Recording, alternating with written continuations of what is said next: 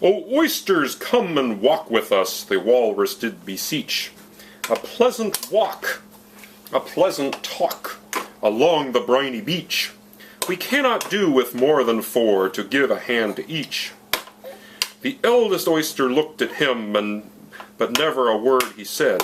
The eldest oyster winked his eye and shook his heavy head, meaning to say he did not choose to leave the oyster bed. But 4 young oysters hurried up, all eager for the treat. Their coats were brushed, their faces washed, their shoes were clean and neat. And this was odd, you know, because they hadn't any feet.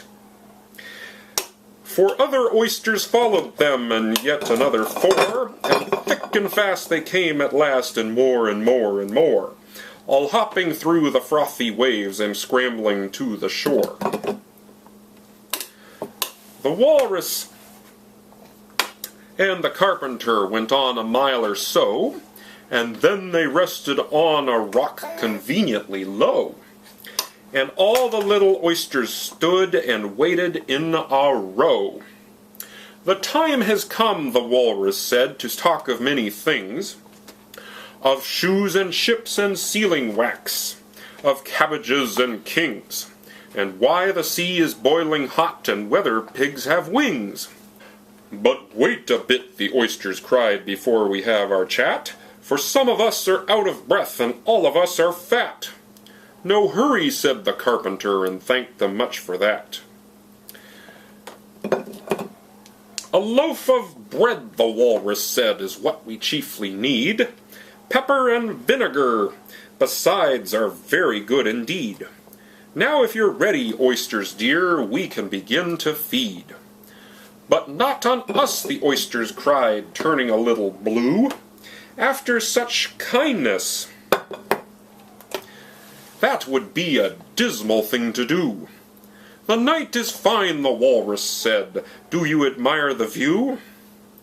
"It was so nice of you to come, and you are very nice." The carpenter said nothing but, "Cut us another slice."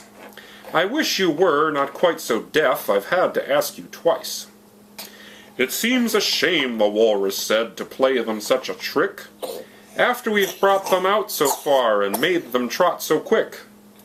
The carpenter said nothing, but the butter's spread too thick. "I weep for you," the walrus said, "I deeply sympathize." With sobs and tears he sorted out those of the largest size, holding his pocket handkerchief before his streaming eyes. "O oysters," said the carpenter, "you've had a pleasant run. Shall we be trotting home again?" But answer there came none, and that was scarcely odd, because they'd eaten every one.